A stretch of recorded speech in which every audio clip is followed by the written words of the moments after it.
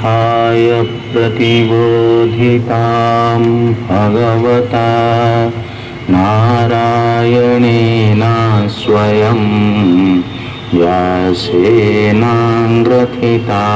पुराणमुनिना मध्ये महाभारतम् अद्वैतामृतवर्षिणीं भगवतीम् अष्टादशाध्यायिनीम् अम्ब त्वामनुसन्दधामि भगवद्गीते भवद्वेषिणी नमोऽस्तु ते व्यासविशालबुद्धे पुल्लारविन्दायतपत्रनेत्र येन त्वया भारततैलपूर्णः प्रज्वालितो ज्ञानमयप्रदीपः प्रपन्नपारिजाताय स्तोत्रवेत्रैकपाणये ज्ञानमुद्राय कृष्णाय गीतामृतदुहे नमः। सर्वोपनिषदो गावो दुग्धा गोपालनन्दनः पार्थो वश्च सुधीर्भोक्ता दुग्धं गीतामृतं महत् वसुदेवसुतं देवं कंसचाणूरमर्दनं देवकी परमानन्दं कृष्णं वन्दे जगद्गुरुं भीष्मान् द्रोणतटा जयद्रथजला गन्धारनीलोत्पला शल्यग्राहवती कृपेण वहनी कर्णेन वेलाकुला अश्वत्थामविकर्णघोरमकरा दुर्योधनावर्तिनी सोत्तीर्णा खलु पाण्डवैरणनदी कैवर्तककेशवः पाराशर्यवचः सरोजममलं गीतार्थगन्धोत्कटम्। प्रथम श्लोक को पढ़ी प्रथम श्लोक पढ़ी मो पर दयाकोरी आपण मैंने आवृत्ति करेंगे दोहराइए। श्री भगवानुवाच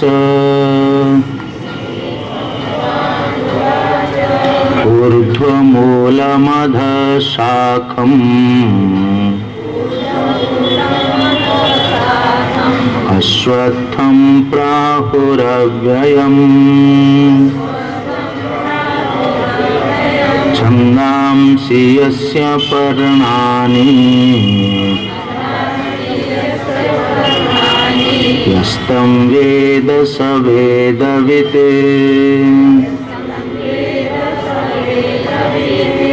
अधश्चोर्ध्वं प्रसृतास्तस्य शाखाः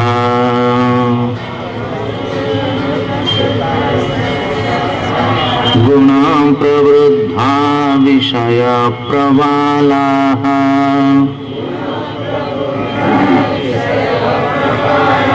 अधश्च मूलान्यनुसन्ततानि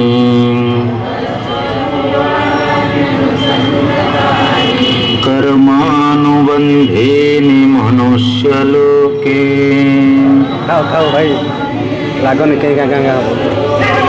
नरोपमस्येह तथोपलभ्यते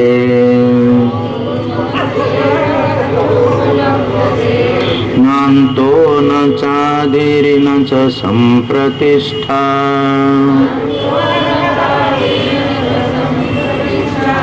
अश्वत्थमेनं सुविरूढमूलम् असङ्गशस्त्रेण दृढेन चित्वा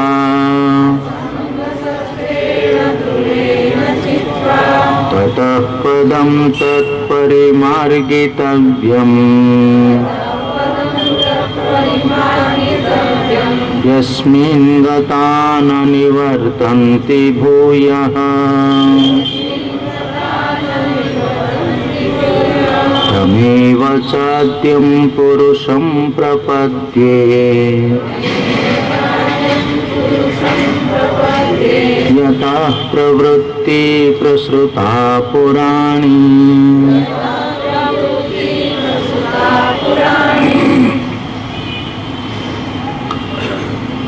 15 अध्याय जगतर तत्व, जीवर तत्व एवं ईश्वर तत्व, ये तीन तत्व विषय आम वेद आधारित परवर्ती वैदिक साहित्य प्रसारित समस्त सिद्धांत को सारभूत भाव में भगवत गीता व्याख्या करा। जगत को जानिया जगत को गोटे वृक्ष सहित तुलना करा जायछि। आपण मन में प्रश्न आसीपर अनेक मन में जे कहीं वृक्ष सहित तुलना करागला, कहीं अन्य किसी सहित तुलना करागला नहीं। गीतार आचार्य मैंने तार मध्य उत्तर देछन्ति कहीं वृक्ष सहित तुलना करागला। मन रखि था प्रश्न। आज ये प्रश्न आम जो प्रसंग आसो से मुझे आम पूर्व आचार्य मैंने कौन कहीं ये वृक्ष सहित तुलना करागली एवं जमी गोटे गछ को आम देखुचे, गचर गोटे मूल अच्छी। प्रथम गछ को ब्रॉडली दुई भाग में विभक्त करदे, गोटे हूँ मूल आ गोटे हूँ तार शाखा। माने आम कहीपर मूल अंश जहाँ माटी भीतर को जाऊँगी और माटी ऊपर को जहाँ आसूची ताकू आम कांड बा शाखा अंश बोली कहूचे। से शाखा अंश रे शाखा प्रशाखा भी अच्छी, छोट छोट डाल भी अच्छी, पत्र भी अच्छी, कड़ भी धरे, फूल भी फुटे, फल भी फले। ये सबू शाखा अंतर्भुक्त। जो मूल तल को जाऊँगी से मूल माटी तले प्रवेश करी पुणी चेरे शाखा प्रशाखा पुणी कौन हो प्रसार लाभ करुच्ची, माटी सहित भिड़िकी धरिकी रखुची। सत कथा कहले गछ को आम संपूर्ण भाव में उपाड़ी देवा, विशेष भाव में बर औषध ये जो जातीय गछ ऊपर को से जी विस्तार लाभ कर तले मध्य से विस्तार लाभ कर। ये संसार वृक्ष को सामने को आसला माने आम मन रे प्रश्न आसवा उचित, एत बड़ विशाल संसार जो आमको दिशुची, ये विराट जगत जो आम सामने दृष्टिगोचर होची, जहाँ गोटे विराट वृक्ष संगे तुलनीय, किंतु आर आदि मूल आर मूल ऊर्ध्वम, ऊर्ध्व माने आर मूल सबु बेले उच्चतर एवं से मूल को शास्त्र रे वेद रे ब्रह्म बा ईश्वर बोली ग्रहण करा जाए। जगतर मूल होची ईश्वर। कहीं ईश्वर को ग्रहण करवा मुझे भगवत गीता होची प्रयोगात्मक शास्त्र। से प्रत्येक अध्याय शेष कहुचे इति श्रीमद् भगवत गीतासु उपनिषत्सु ब्रह्म विद्यायाम योग शास्त्रे, ब्रह्म विद्या विद्या भी ये कहुचे, योग शास्त्र माने ताकू जीवन में प्रयोग करिवार पक्ष को मध्य कहुचे। उपनिषद रे जहाँ सिद्धांत भगवत गीता रे से सिद्धांत, उपनिषद एवं भगवत गीता भितर फरक कौन? उपनिषद विद्या को दैनंदिन जीवन में केमती प्रयोग करिवा। अर्जुन मध्य उपनिषद अध्ययन करिछि, अर्जुन मध्य वेद अध्ययन करिछि एवं अर्जुन स्वभावत जने क्षत्रिय एवं क्षत्रिय स्वभाव सिद्ध कर्तव्य कर्म होछि युद्ध करिवा एवं युद्ध भूमि रे ता कर्म क्षेत्र रे ता कर्तव्य क्षेत्र रे जो ज्ञान को से शिखिछि जीवन यापन करिवा पाई से ज्ञान को से काम रे लगे पारिला नहीं। आज जने माँ मो पाक आसते छोट छुआ पानी के आसते से माँ को मन में सब ये द्वंद्व आम मुझे ठाकुर को पूजा करुच्ची ठाकुर पाखे बसुची मत बहुत शांति मिलूँ କିନ୍ତୁ ଘର କାମରେ ପ୍ରବେଶ କଲା ବେଳେ ମୋ ମନ ପୁଣି ଅଶାନ୍ତ ହେଇଯାଉଛି। ତେଣୁ ମୁଁ ସବୁବେଳେ ପାଇଁ ଠାକୁରଙ୍କ ଭଜନ କୀର୍ତ୍ତନ ଏସବୁ କରିବି ନା ଘରର ଯେଉଁ କର୍ତ୍ତବ୍ୟ ମୁଁ ସମ୍ପାଦନ କରିବି। ପ୍ରାୟତଃ ମୁଁ ଭାବୁଛି ପୁରୀରେ ଥିବା ଲୋକମାନଙ୍କ ଭିତରେ ଇଏ ମ୍ୟାକ୍ସିମମ୍ ପ୍ରଶ୍ନ। ଆପଣ ଯେହେତୁ ଜଗନ୍ନାଥ ଅଛନ୍ତି, ଆମ ସମସ୍ତଙ୍କର ଜୀବନ ଗୋଟେ ଉପାସନାମୁଖୀ ହେଇଯାଇଛି।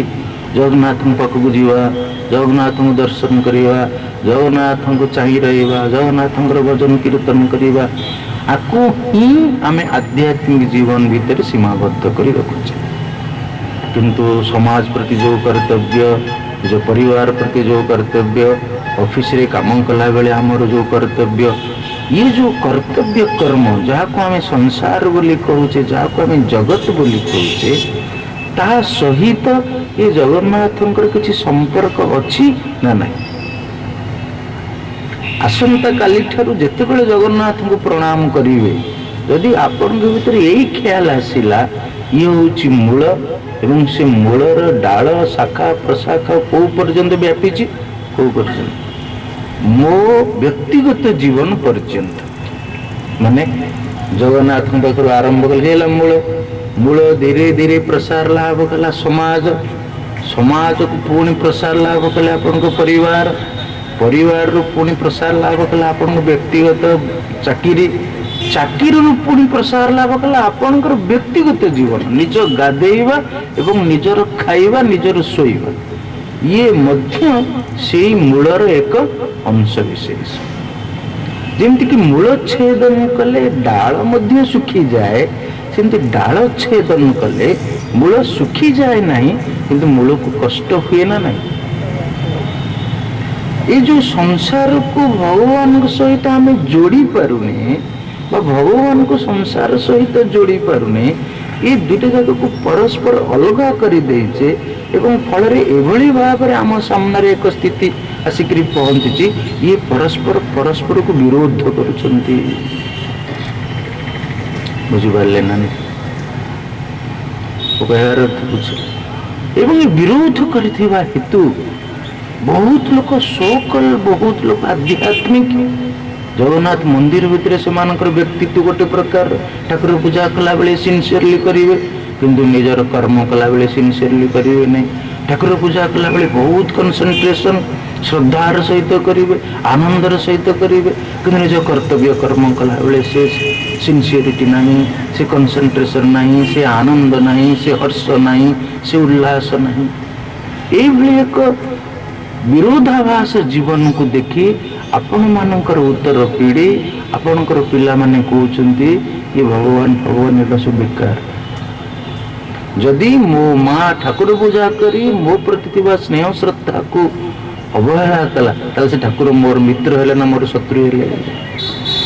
ସମାଜ କହିଲା ଏ ବ୍ୟକ୍ତି ଠାକୁର ପୂଜା କରି ଯଦି ମୋ ରାସ୍ତାକୁ ଅପରିଷ୍କାର କଲା, ରାସ୍ତାରେ ମଇଳା ଜମା କଲା, ପରିବାର କହୁଛି ଏ ବ୍ୟକ୍ତି ଠାକୁର ପୂଜା କରି ଯଦି ମୋ ଟାଇମରେ ମୋତେ ଖାଇବାକୁ ନ ଦେଇପାରିଲା, ମୋ ରୋଗୀ ନା ମାଟେ ମୋତେ ମେଡ଼ିସିନ ନ ଦେଇପାରିଲା, ମୋ ବୁଢ଼ା ବାପାଟେ ମୋତେ ହସ୍ପିଟାଲ ନ ନେଇପାରିଲା, ମୋ ଗର୍ଭିଣୀ ସ୍ତ୍ରୀଟେ ମୋତେ ଠିକ୍ ସମୟରେ ଚେକଅପ୍ ନ କରେଇ ପାରିଲା, କହିବାର ଅର୍ଥ ବୁଝୁଛନ୍ତି? ତେଣୁ ଆପଣଙ୍କ ଠାକୁର ପୂଜା କରିବା ହେତୁ ଏ ଯେଉଁ ଅଜ୍ଞାନ ବଶତଃ, ଏ ଯେଉଁ ବିଚାରକୁ ଆମେ ଠିକ୍ ଭାବରେ ନ ବୁଝିଥିବା ହେତୁ ଆପଣଙ୍କ ପରିବାର ଆପଣଙ୍କର ବିରୋଧ କରୁ କରୁ ଭଗବାନଙ୍କର ବିରୋଧ ହେଲେ, ଆପଣଙ୍କର ସମାଜ ଆପଣଙ୍କୁ ବିରୋଧ କରୁ କରୁ ଭଗବାନଙ୍କର ବିରୋଧ ହେଲେ, ଆପଣଙ୍କ କର୍ମକ୍ଷେତ୍ର ଆପଣଙ୍କୁ ବିରୋଧ କରୁ କରୁ ଭଗବାନଙ୍କର ବିରୋଧ ହେଲେ। ଫଳରେ ଆପଣ ଭଗବାନଙ୍କର କୀର୍ତ୍ତି ଗାନ କଲେ ନା ଭଗବାନଙ୍କର ଅପକୀର୍ତ୍ତି ଗାନ କଲେ? ଆପଣମାନେ ଗାନ କଲେ ଅପକୀର୍ତ୍ତି, କିନ୍ତୁ ଆନ୍ସରେବଲ୍ ହେଲୁ ଆମେ, କାରଣ ଆମେ ତ ଠିକା ନେଇଛୁ। ଏ ବାବାଜୀ ମାନେ ତମେ ସବୁ ଠାକୁରଙ୍କର ଠିକାଦାର, ଯେ କ'ଣ ଏ ଠାକୁର ପୂଜା କରି କ'ଣ ସମାଜକୁ କର୍ତ୍ତବ୍ୟ କରିବା ନାହିଁ, ପାରିବାରିକ କର୍ତ୍ତବ୍ୟ କରିବା ନାହିଁ, କର୍ମକ୍ଷେତ୍ରରେ କର୍ତ୍ତବ୍ୟ କରିବା ନାହିଁ, ନିଜେ ଜଣେ ଠିକ୍ ସମୟରେ ଖାଇବ ନାହିଁ। ଯେହେତୁ ଆପଣ ପୁରୀର ଲୋକ, ଯେହେତୁ ଜଗନ୍ନାଥ ଆପଣଙ୍କର ଆରାଧ୍ୟ ଏବଂ ଆପଣଙ୍କର କାହିଁକି ସମ୍ପୂର୍ଣ୍ଣ ଉତ୍କଳବାସୀଙ୍କର ଆରାଧ୍ୟ, ଏବଂ ବହୁତ ସୁନ୍ଦର ଯେ ଯାହା ହଉ ଜଗନ୍ନାଥଙ୍କର ବିଗ୍ରହ ଦାରୁରେ ନିର୍ମିତ, ଏବଂ ଆମେ ବର୍ତ୍ତମାନ ବୃକ୍ଷ ସାଙ୍ଗରେ କ'ଣ କରୁଛେ, ବିଚାର କରୁଛେ। ଯେତେବେଳେ ଏବଂ ଏ ବର୍ଷ ପୁଣି ନବକଳେବରର ବିଷୟ ମନେ ମନେ ଭାବନ୍ତୁ, ଯେତେବେଳେ ନବକଳେବର ପାଇଁ ଗୋଟେ ବୃକ୍ଷଟିଏ ଚିହ୍ନଟ କରାଯାଏ, ସେ ବୃକ୍ଷର ଯେଉଁ ମୂଳ ପୋର୍ଷଣକୁ ଯଦି ଭଗବାନଙ୍କୁ ନିର୍ମାଣ କରିବା ପାଇଁ ଅଣାଯାଏ, ତାର ଡାଳପତ୍ରକୁ କ'ଣ କରାଯାଏ? ସମ୍ମାନର ସହିତ ଭୂମିସ୍ଥ କରାଯାଏ ନା ଏମିତି ତିରସ୍କାର ପୂର୍ବକ ଅବହେଳା ପୂର୍ବକ ଏଠି ସେଠି ଫିଙ୍ଗି ଦେଇକରି ଖାଲି ମୂଳଟାକୁ ନେଇକରି ଚାଲି ଆସେ? ତାର ତାତ୍ପର୍ଯ୍ୟ କ'ଣ? ଯଦି ପରସ୍ପରର ସମ୍ବନ୍ଧିତ, ଯଦି ପରସ୍ପର ଅଂଶ ବିଶେଷ, ଯଦି ସେ ମୂଳକୁ ମୁଁ ସସମ୍ମାନେ ନେଉଛି, ତାର ମୂଳ ପ୍ରତି ମୋର ଯେଉଁ ସମ୍ମାନ ଅଛି, ତା ଡାଳ ପ୍ରତି ମଧ୍ୟ, ତାର ପତ୍ର ପ୍ରତି ମଧ୍ୟ, ତାର ଶାଖା ପ୍ରଶାଖା ପ୍ରତି ମଧ୍ୟ ମୋର ସେଇ ସମ୍ମାନ ରହିବା ଉଚିତ। ଭାଇସ୍ ବର୍ଷା, ଯଦି ତାର ଡାଳ ପତ୍ର ପ୍ରତି, ତାର ଶାଖା ପ୍ରଶାଖା ପ୍ରତି ମୋର ସେ ସମ୍ମାନ ନାହିଁ, ତାହେଲେ ମୂଳ ପ୍ରତି ଥିବା ସମ୍ମାନ ଇଏ ଲୋକ ଦେଖାଣିଆ ନା ଏ ପ୍ରକୃତ ସମାନ? ବୁଝିପାରୁଛନ୍ତି ନା? ତେଣୁ ଯେତେବେଳେ କାଲି ଇଏ ଅଧ୍ୟାୟ ପଢି ସାରିଲା ପରେ ଯେତେବେଳେ କାଲି ଠାକୁରଙ୍କୁ ଆପଣ ପ୍ରଣାମ କରିବେ, ଆପଣଙ୍କ ମନରେ ଖ୍ୟାଲ ଆସିବା ଉଚିତ ଯେ ଇଏ ହେଉଛି ମୂଳ ଏବଂ ମୋ ବ୍ୟକ୍ତିଗତ ଜୀବନ ପର୍ଯ୍ୟନ୍ତ, ସାମାଜିକ ଜୀବନ, ପାରିବାରିକ ଜୀବନ ଏବଂ ମୋ ବୃତ୍ତିଗତ ଜୀବନ, ମୋ ବ୍ୟକ୍ତିଗତ ଜୀବନ, ଇଏ ସବୁ ହେଉଛି ଡାଳ। ଶ୍ରୀମଦ୍ ଭାଗବତମରେ କୁହାଯାଇଛି ଯେ ଯେମିତିକି ମୂଳକୁ ସିଞ୍ଚନ କଲେ ତା ଡାଳ ମଧ୍ୟ ହୃଷ୍ଟପୃଷ୍ଟ ହୁଏ, ତା ପତ୍ର ମଧ୍ୟ ହୃଷ୍ଟପୃଷ୍ଟ ହୁଏ, ତା ଫୁଲ ମଧ୍ୟ ହୃଷ୍ଟପୃଷ୍ଟ ହୁଏ, ତା ଫଳ ମଧ୍ୟ ହୃଷ୍ଟପୃଷ୍ଟ ହୁଏ। ଯଦି ଈଶ୍ୱର ହେଉଛନ୍ତି ମୂଳ ଏବଂ ସଂସାର ହେଉଛି ଶାଖା ପ୍ରଶାଖା ଆଦି ଡାଳ, ମୁଁ ଖାଲି ଦୁଇଟା ଶବ୍ଦ ବ୍ୟବହାର କରିବି, ମୂଳ ଏବଂ ଡାଳ, ତାହେଲେ ଯଦି ଆପଣ ଟ୍ରୁଲି ସ୍ପିରିଚୁଆଲ, ଯଦି ଆପଣ ସତକୁ ସତ ଈଶ୍ୱର ଅନୁଗତ, ତାହେଲେ ଆପଣଙ୍କର ଡାଳ ଭିତ୍ତିକ ଜୀବନ ସମୃଦ୍ଧ ହେବା ଉଚିତ ନା ସିଏ ଶୁଷ୍କ ହେଇଯିବା ଉଚିତ? ଏବଂ ତାର ପ୍ରମାଣ କେମିତି?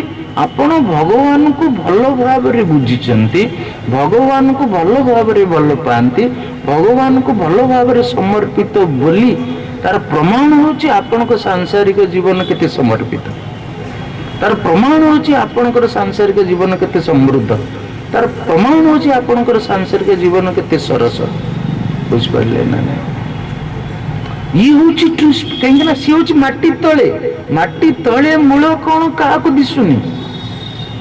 ଆପଣଙ୍କ ମୂଳଟା ଭଲ ଭାବରେ ମାଟିରୁ ସାର ସଂଗ୍ରହ କରୁଛି, ମୂଳଟା ମଜବୁତ ଅଛି କି ନାହିଁ କେମିତି ଆପଣ ଜାଣିବେ? ମୂଳ ଖୋଳିକିରି ତାଳିକିରି ତାକୁ କାଟିକିରି ପରୀକ୍ଷା କରାଯାଏ।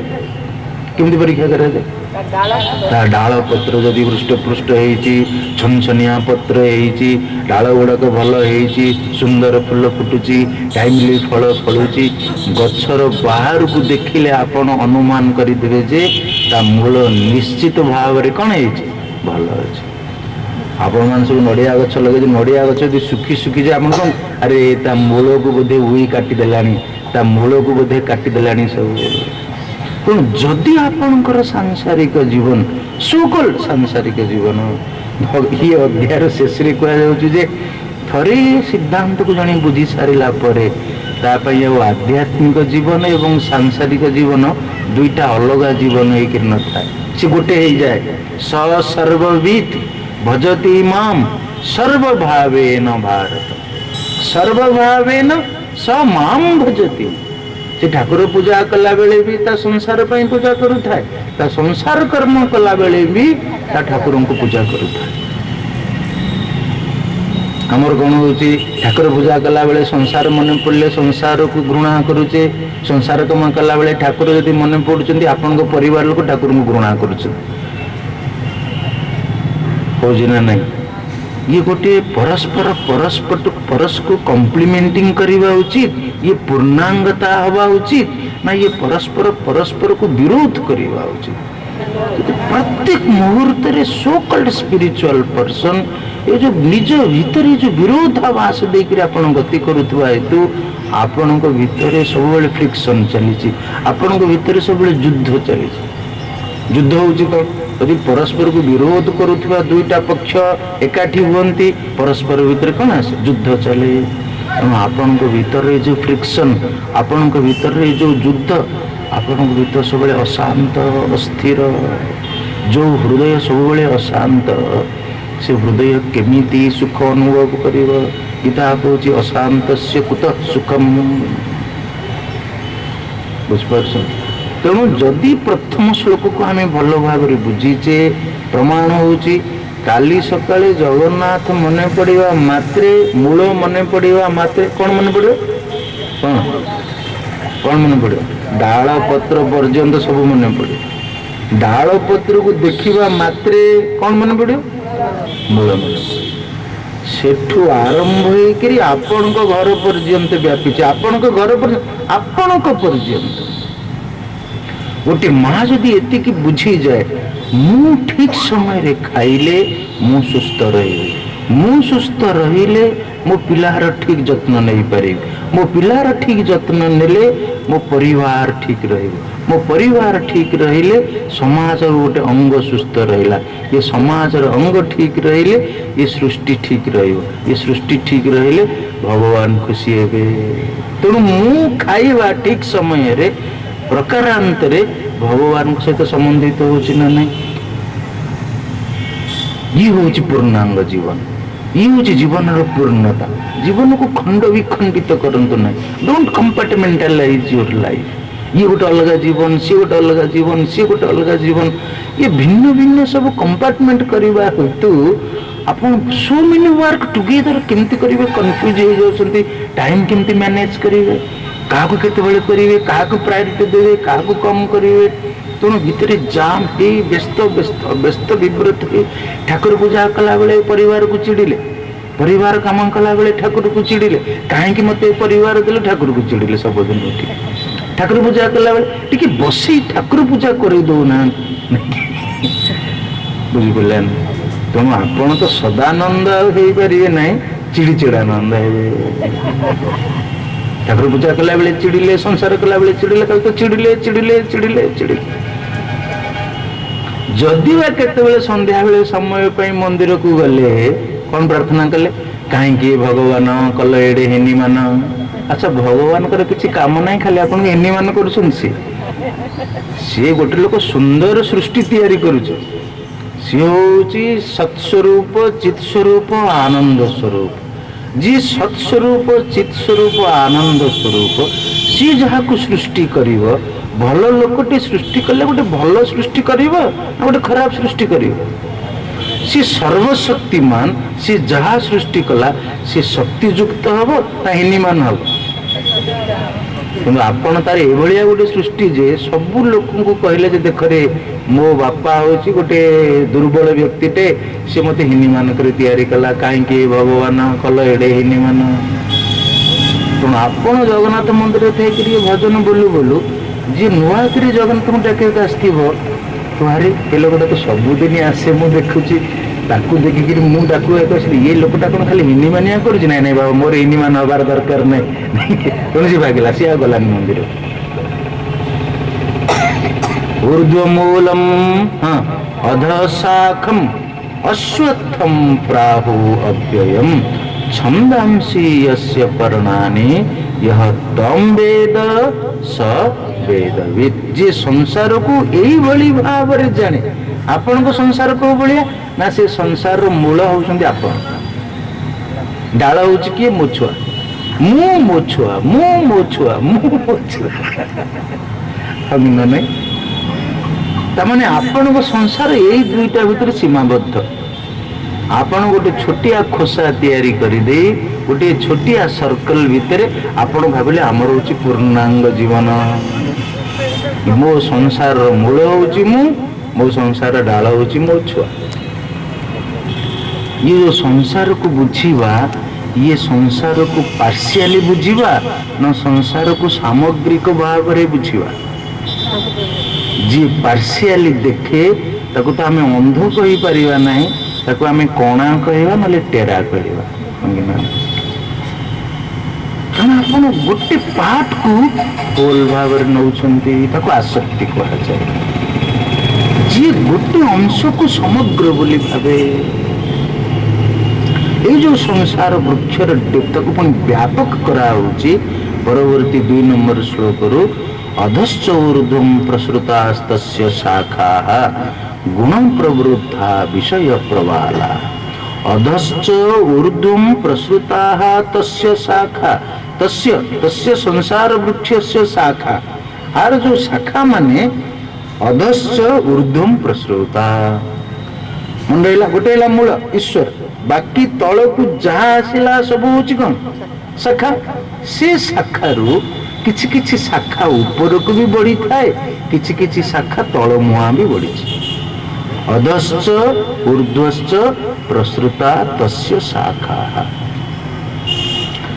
खाली आमे आपन को संसार कथा डिस्कशन करूने खाली पूरी समाज कथा डिस्कशन करूने खाली ओडिशा कथा डिस्कशन करूने भारत कथा डिस्कशन करूने एंटायर अर्थ कथा डिस्कशन पृथ्वी कथा डिस्कशन करूने ये सौरमंडल कथा डिस्कशन करूने का कथा डिस्कशन करूचे जगत ये एंटायर विश्व हाँ ब्रह्मांड कथा डिस्कस एंटायर कस्मस ये महाशून्य रे जेते लक्ष लक्ष सौर जगत थिबे केते जे अछंती आमे जानिने आमे तांको विषय ये सबु होची डाल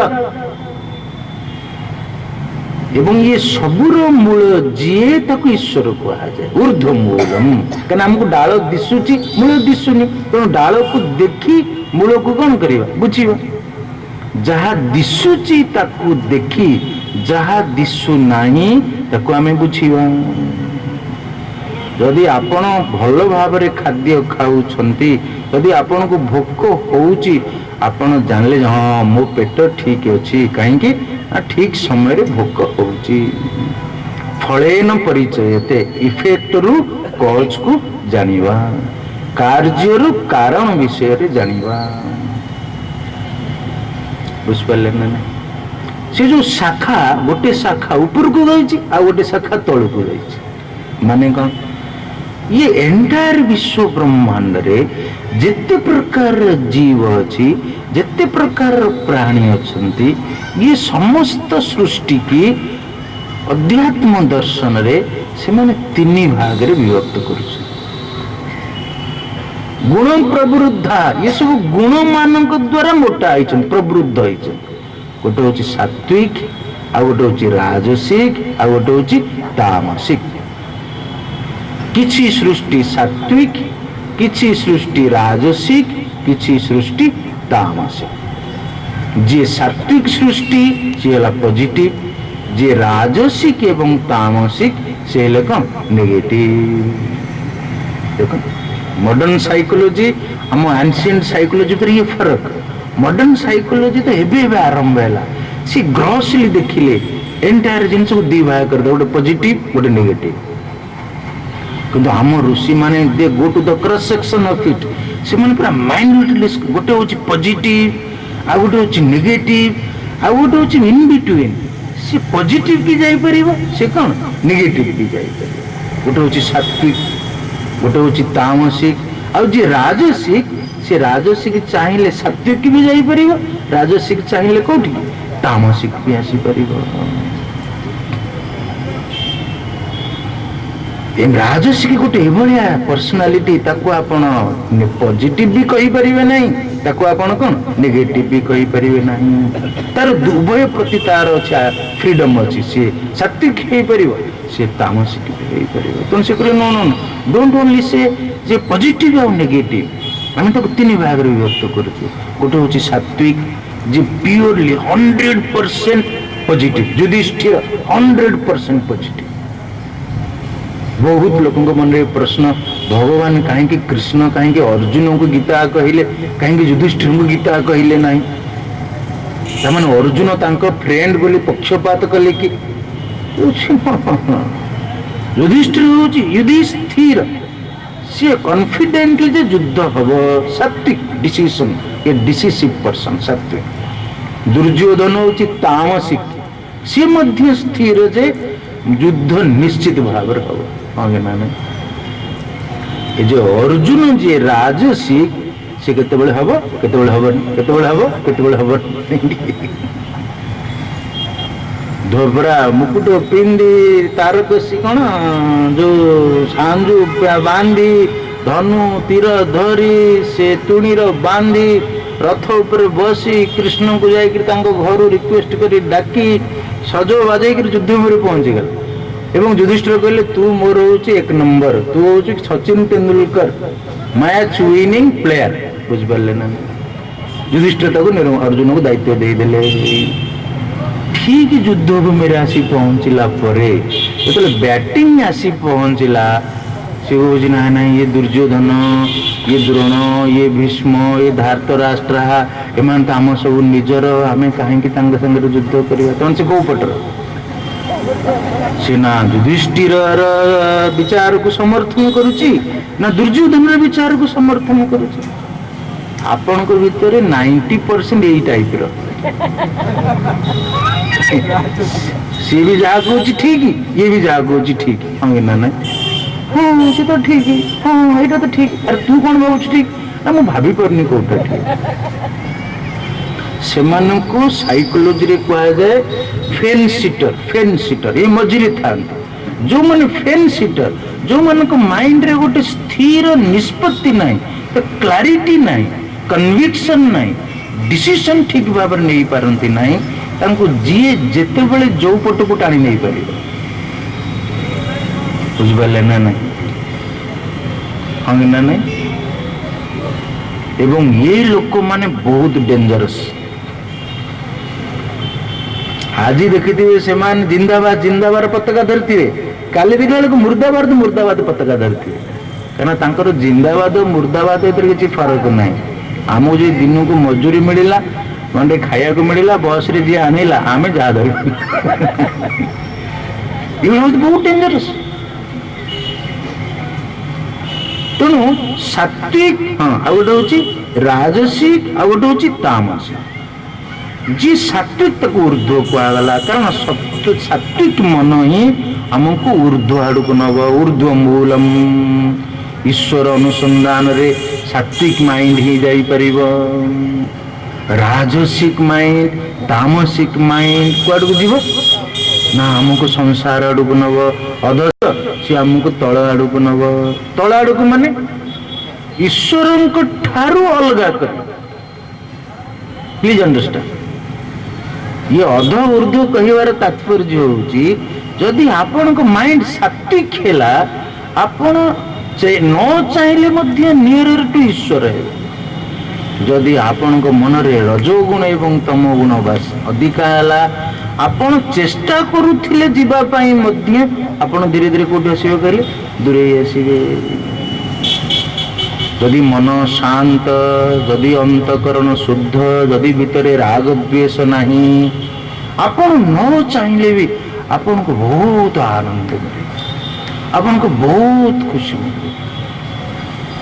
ଏ ଦିନେ ଦିନ ତଳେ ଗୋଟେ ମା ମତେ ପଚାରୁଥିଲେ, ସ୍ୱାମୀଜୀ ବେଳେ ବେଳେ ମତେ ବହୁତ ଖୁସି ଲାଗେ, ଭଗବାନଙ୍କ ନାଁ ଜପ କଲି, କୀର୍ତ୍ତନ କଲି, ଜପ କଲି, ଠାକୁରଙ୍କୁ ଭାବିଲି, ଭଗବାନ ସବୁ ଆପଣଙ୍କର ବହୁତ ଖୁସି ଲାଗେ। ଆଉ ବେଳେ ବେଳେ ସେ ଖୁସି ଲାଗେନି। ଯେତେବେଳେ ମନ ସାତ୍ଵିକ ହେଇଯାଏ, ଶାନ୍ତ ହେଇଯାଏ, ଶୁଦ୍ଧ ହେଇଯାଏ, ନିଷ୍ପକ୍ଷ ହେଇଯାଏ, ସେତେବେଳେ ମନରେ ଆନନ୍ଦ ଆସେ।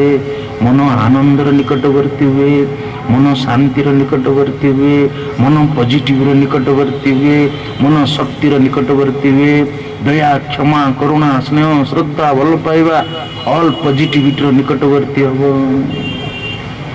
ସମସ୍ତଙ୍କର ଆମର ଏକ୍ସପିରିଏନ୍ସ ହୁଏ। କାହାର ଟିକେ ବେଶୀ ହୁଏ, କାହାର ଟିକେ କଣ କମ ହୁଏ ନା ନାଇଁ କୁହନ୍ତୁ ଆପଣ? ଯେତେବେଳେ ମନ ଅସ୍ଥିର ହେଇଗଲା, ରାଜସିକତା ଆସିଲା, ଯେତେବେଳେ ମନରେ ମୂଢ଼ତା ଆସିଲା, ମୁଁ ଭଲ ନୁହେଁ, ମୋ ସ୍ୱାମୀ ଭଲ ନୁହଁ, ମୋ ପିଲାମାନେ ଭଲ ନୁହେଁ, ମୋ ଜୀବନ ଭଲ ନୁହେଁ, ମୋ ଚାକିରି ଭଲ ନୁହେଁ, ଇଏ ନୁହେଁ ନୁହେଁ ନୁହେଁ ନେଗେଟିଭ, ନୁହେଁ ନୁହେଁ ନୁହେଁ ନେଗେଟିଭ, ତାକୁ ଆଜି ମୂଢ଼ତା, डिप्रेसिव साइकोलॉजी, मत केही भल पाती नहीं, मु जीवन में किसी करि पारली नहीं। बुझिपारे ये भावना माइंड रे आसला माने आपण जिते चेष्टा करी खुशी हेबा को चेष्टा कले मध्य आपण को मन खुशी ठारू कोड जीव ऊर्ध्व को जीव ना अपोजिट डायरेक्शन रे जीव? अधशाकम् अधस्य ऊर्ध्वं प्रसुतास्तस्य शाखाः गुण प्रवृद्धाः।